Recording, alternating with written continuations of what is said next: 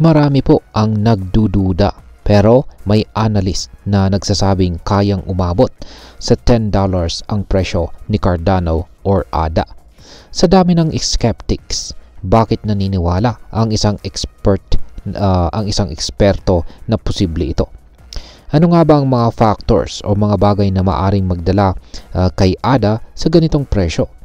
At higit po sa lahat ay ano po ang epekto nito para sa atin? Yan po ang siyang ating pag-uusapan sa video na ito. Pero bago po tayo magpatuloy ay pakibasa na lamang po ang disclaimer dito sa ibaba ng ating screen. Ayan.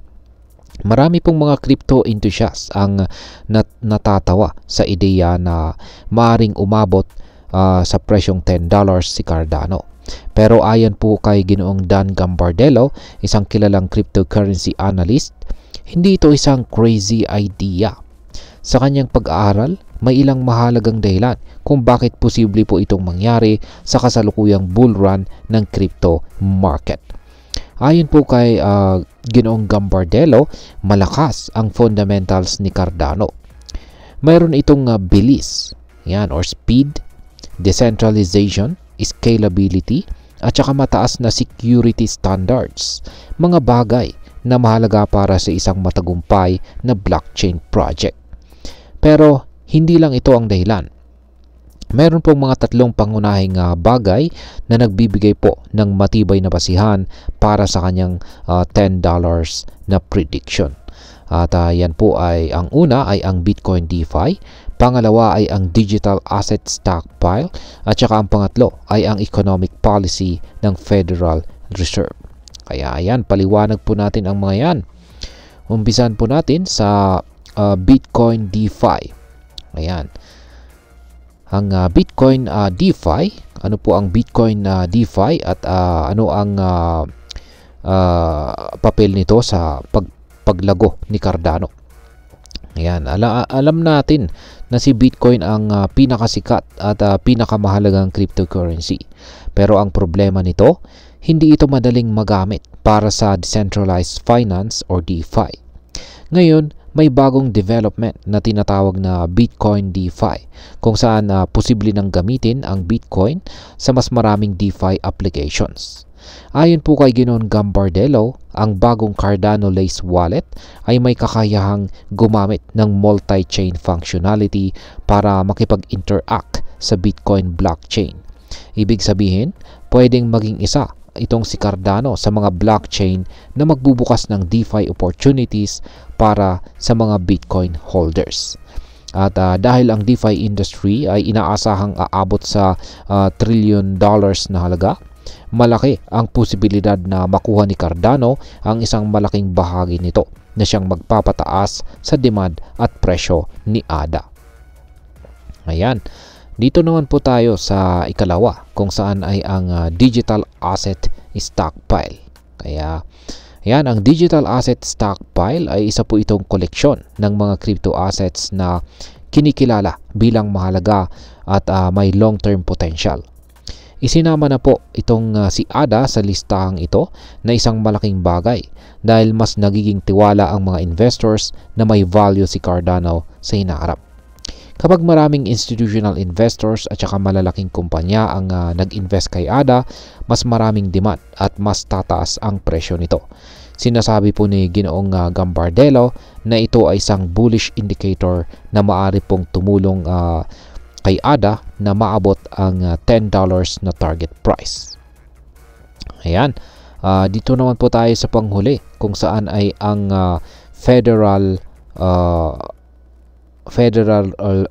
Reserve.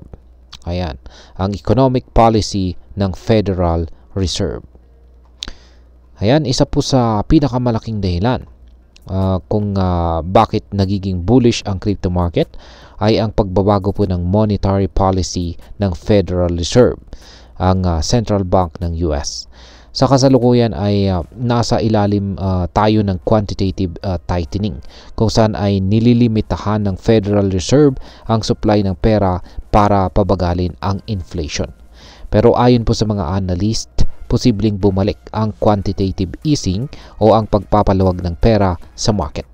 Kapag nangyari ito, mas maraming liquidity o perang pumapasok sa mga investments tulad ng crypto. At kapag nagkaroon po ng malaking kapital na dumadaloy sa market, natural natataas ang demand ng mga digital assets tulad ni Cardano. Ayon po kay Gambardella, ito ang isa sa pinakamalalaking bullish catalyst para sa buong crypto market, lalo na po kay Cardano or ADA. Ngayon ay ito po yung pinakamalaking tanong. Ayan, realistic nga ba talaga ang $10 na price target para kay Cardano? Sa kasalukuyan, ang presyo po ni ADA ay naglalaro sa 0.70 pa lamang, malayo sa $10 na presyo. Pero hindi po ito imposible. Tingnan natin ang history ni Cardano. Noong taong 2021, umakyat po ito mula sa presyong 0.30 papuntang $3.09. Isang halos 1,000% na increase. Yan, at tandaan, nagawa ito ni Cardano kahit wala pa itong smart contracts at saka wala pa ito sa digital asset stockpile. Ngayon, kung susundan po ang pattern na ito at makakamit ang parehong paglago or similar growth, ang pag-akyat mula po sa presyong 0.70 papuntang $10 ay isang 1,300% na increase. Hindi posible kung titignan ang naging growth ni Ethereum sa nakaraang bull run. Bagamat hindi nagbigay ng eksaktong timeline si Ginoong Gambardella, naniniwala siyang posible ang $10 target basta't mananatili ang bullish momentum ng market. At ayan po, bilang panghuli ay ano naman ang aking masasabi tungkol dito. Kung tama po ang analysis na ito at umabot nga sa $10 si ADA, isang malaking oportunidad po ito para sa atin bilang mga investors ni Cardano. Yan. Una, kung bumili ka po ng ADA sa mababang presyo, malaki po ang magiging kita mo or gain mo kung umabot nga ito sa presyong $10. Pangalawa, maaari ka pong mag-research at tingnan kung ito ang tamang panahon para pumasok sa investment na ito. Pangatlo, kung tama po ang timing mo sa pagbili at pagbebenta, maaari kang kumita ng malaki sa price swings ni ADA. Pero tandaan, sa bawat opportunity ay may kaakibat na risk. Ang crypto market po ay highly volatile at ang prediction na ito ay base po sa analysis at hindi po ito garantisado. Sa kabuuan, ang pagtaas po ni Cardano sa presyong $10 ay isang ambisyoso pero hindi imposible na target. May mga solid fundamentals ito. May mga upcoming innovations at may macroeconomic factors na maaring magpataas ng demand. Gayunpaman ay mahalaga pa rin ang sariling research at saka risk management. Huwag pong basta-basta maniwala sa hype. Mas mabuting intindihin ang market, pag-aralan ang mga trends at siguraduhin na handa ka po sa anumang posibleng scenario. At ayan, hanggang dito na lamang po tayo sa video na ito mga ka-crypto. Marami pong salamat sa panonood. Ingat po tayo lagi at God bless po sa ating lahat.